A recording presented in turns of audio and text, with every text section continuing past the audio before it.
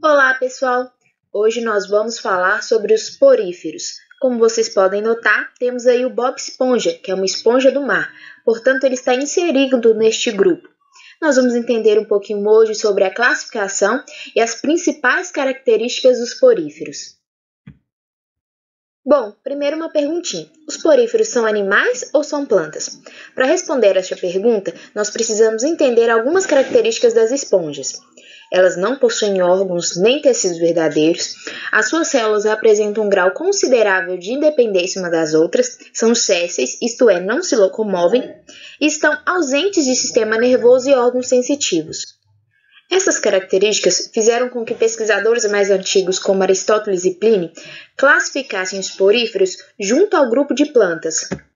Mas isso mudou quando foi possível verificar a presença do fluxo interno de água, que era responsável por trazer alimento e oxigênio a esses poríferos e também era responsável por retirar os seus dejetos.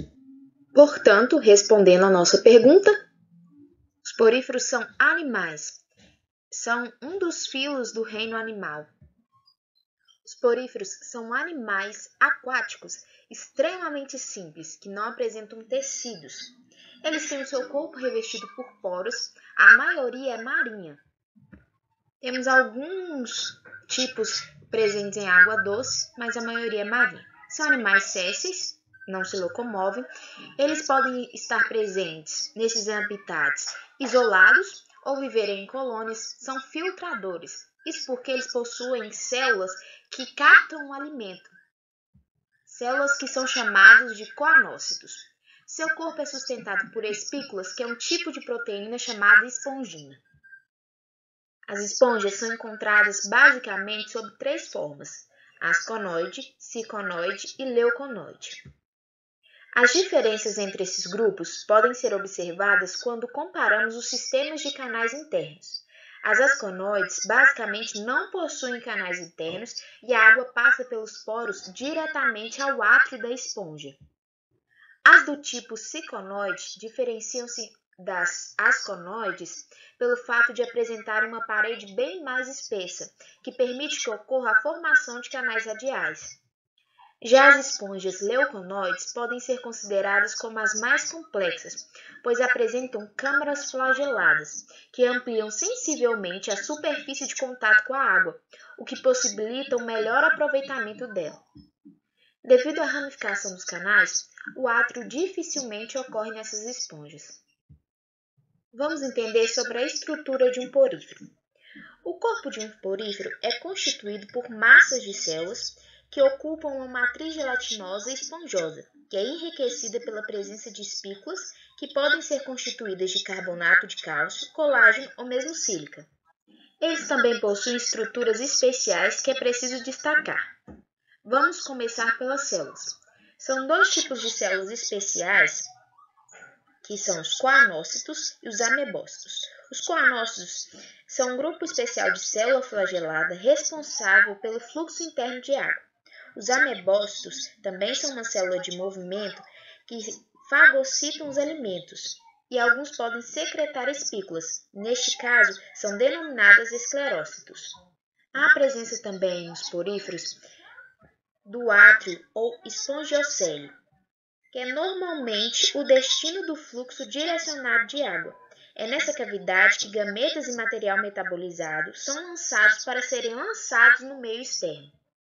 As espículas, por sua vez, formada a partir dos esclerócitos, são uma estrutura rígida de natureza calcária que constitui o esqueleto das esponjas e serve também para elas como uma defesa.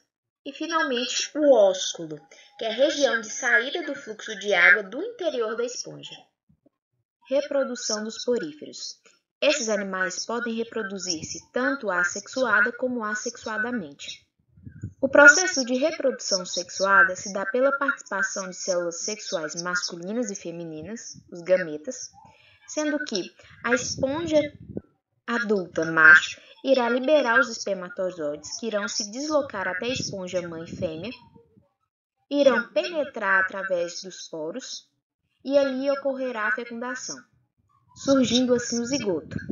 O zigoto irá ficar retido até que surja a formação de uma larva ciliar, denominada parêncmula, ou anfiblástula, que irá ser liberada através do ósculo, para que possa se desenvolver e transformar-se em uma esponja adulta. A forma assexuada mais comum é o que se chama de brotamento, onde ocorre o crescimento de outra esponja que, com o passar do tempo e com o aumento, acaba por se destacar da esponja-mãe, vivendo assim totalmente independente dela. É também comum que partes arrancadas de uma esponja possam se fixar em alguma estrutura, vindo assim a formar outro indivíduo. Importância das esponjas. As esponjas servem de abrigo e desova para alguns pequenos animais aquáticos, também podem servir para sua alimentação.